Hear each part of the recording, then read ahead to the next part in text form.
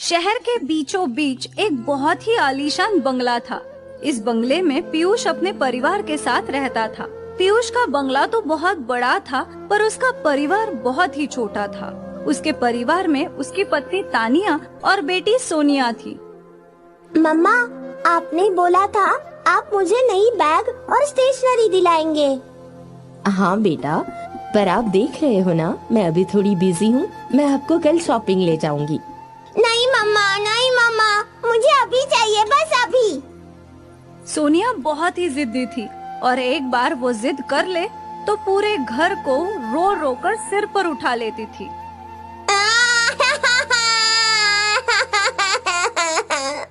अरे अरे, क्या हुआ मेरे बेटे को?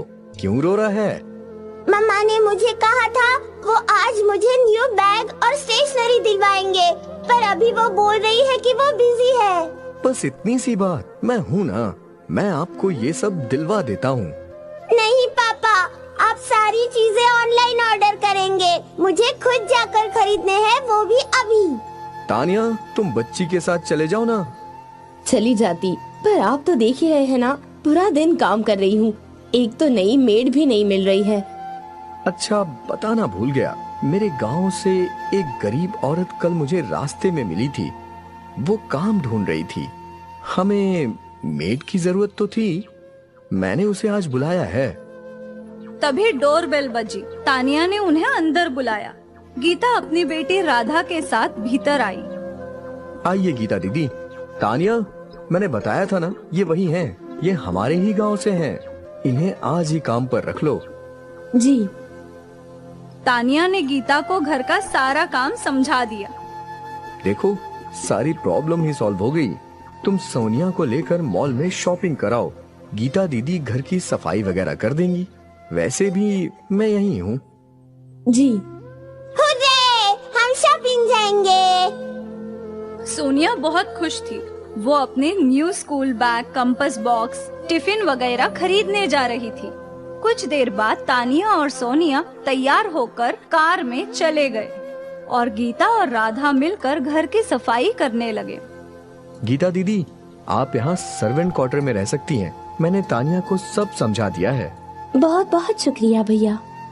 गीता एक विधवा थी और गांव में अपना और अपनी बेटी का पेट पालना मुश्किल हो रहा था, इसलिए वो शहर काम ढूंढने आई और आते ही उसे नौकरी और छत दोनों मिल गई।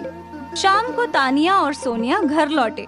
सोनिया के हाथों में ढेर सारे गुब्बारे, खिलौने, बैग और अन्य सारी चीजें भी थी। अरे ये क्या, तुम दोनों तो बैग खरीदने गए थे ना? खरीदा ना, ये देखिए। आपकी लाडली को शॉपिंग करते वक्त हर चीज पसंद आ रही थी। उसने 5 नई ड्रेसेस और शूज भी खरीदे और साथ ही कुछ खिलौने भी, और हाँ, अंत में बैग और कुछ स्टेशनरी भी खरीदी। कम से कम अच्छा किया कि बैग ही खरीद लिया, वरना एक और बार ले जाती। गीता और राधा उन्हें देख रहे थे। राधा का ध्यान बस उस अच्छे बैग और कंपास बॉक्स पे था। गीता ने सारा सामान उठाकर सोनिया के कमरे में रख दिया। रात को गीता और राधा सर्वेंट क्वार्टर्स में चले गए। माँ, इनका घर कितना बड़ा है? होगा ही, ये बड़े लोग हैं। माँ, मुझे भी सोनिया के जैसे स्कूल बैग और पेंसिल का डिब्बा चाहिए। नहीं बेटा, इतनी बड़ी बड़ी इच्छा मत रख। मुझे मुश्किल से नौकरी मिली है। अगर सब कुछ अच्छा रहा तो तुझे पढ़ा पाऊंगी ना।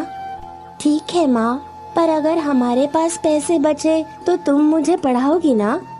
हाँ बिल्कुल। गीता बहुत खुश थी। शहर में आते ही उसे नौकरी मिल गई। अगली सुबह गीता और राधा ने साफ सफाई करना शुरू कर दिया। राधा झाड़ू लगाते लगाते सोनिया के कमरे में चली गई। वहाँ टेबल पर वही बैग रखा था। राधा की नजर उस बैग पर गई। कितना सुंदर है ये बैग। काश मेरे पास भी ऐसा बैग होता और मैं भी स्कूल जा पाती। राधा ने उस स्कूल बैग को छुआ और तभी सोनिया वहाँ आ गई। ये तुम क्या कर रही हो? ये बैग मेरा है। मैं तो बस कैसे देख रही हूँ तुम्हें? मेरा बैग और मेरी चीजों पर नजर गड़ाए बैठी हो।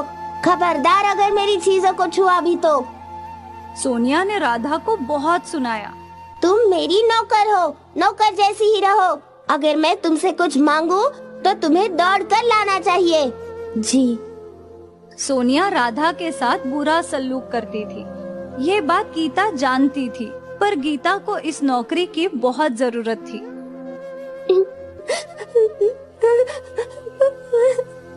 कोई बात नहीं राधा, सोनिया बेबी तुम्हें कुछ भी बोले, तुम्हें उन्हें उल्टा जवाब नहीं देना है। पीयूष भैया की मेहरबानी है कि हमें नौकरी मिल गई है। देख, सब कुछ तो है हमारे पास, खाना, छत और तो और मैंने तेरे स्कूल का भी दाखिला करवा दिया है। राधा ने अपने आंसू पोंछे। सच्ची? हाँ, सोनिया बेबी की तरह बड़ी स्कूल तो नहीं है, पर सरकारी स्कूल में तेरा दाखिला हो गया है। ये आपने बहुत अच्छा किया माँ। अगली सुबह गीता, ये सोनिया की पुरानी बैग और टिफिन और कंपास है, राधा को काम आएगी। गीता ने वो सारी चीजें ले ली। तानिया सोनिया को एक बड़ी दुकान में ले गई स्कूल यूनिफॉर्म खरीदने के लिए। तानिया ने पैसे दिए और फट से यूनिफॉर्म और बुक्स खरीद लिए और गीता राधा को सरकारी स्कूल ले गई। यहाँ नाम लिखो और उस लंबी कतार में खड़ी हो जाओ। जब तुम्हारी बारी आएगी तो तुम्हें मुफ्त की किताबें और यूनिफॉर्म मिलेगा। काफी घंटों के बाद राधा का नंबर आया और उन्हें मुफ्त की किताबें और यूनिफॉर्म मिल गया। राधा बहुत खुश थी। वो अपनी सारी बुक्स को कवर चढ़ा रही थी और सोनिया ने अपनी किताबें टेबल पर रख दी और वो गेम खेलने में मशरूफ हो गई। अगली सुबह सर्वोदय के साथ राधा उठ गई। उठो माँ, जल्दी उठो, हमें स्कूल जाना है। और यहाँ तानिया सोनिया को उठा उठा कर परेशान हो गई। उठो सोनिया, हमें स्कूल जाना है। आज स्कूल का पहला दिन है बच्चा, ऐसे नहीं करते। सोने दो ना मम्मा। उठो बेटा, जल्दी उठो। राधा और गीता स्कूल गेट खोलने से पहले स्कूल पहुँच चुके थे। राधा बहुत उत्साहित थी, उसे स्कूल में पढ़ना था और यहाँ सोनिया स्कूल के पहले ही दिन लेट थी। राधा का पूरा ध्यान टीचर की बातों पर था। सोनिया का पूरा ध्यान लोगों के बैग्स और चीजों पे था। उसकी बैग तो मुझसे भी अच्छी है, मम्मा को बोलना होगा नई बैग लाने। रिसेस की बेल बजी और राधा अपने टिफिन की रोटी चटनी देखकर भी बहुत खुश हो गई। वहाँ सोनिया के टिफिन में चीज सैंडविचेस थे, पर फिर भी वो उदास थी। राधा दौड़ते हुए आकर माँ के गले लग गई और सोनिया आते ही उब गई। उसने अपना स्कूल बैग फेंक दिया और चिल्लाने लगी। राधा के पास अच्छी चीजें, अच्छी स्कूल और सुख सुविधा नहीं है, पर फिर भी वो खुश थी।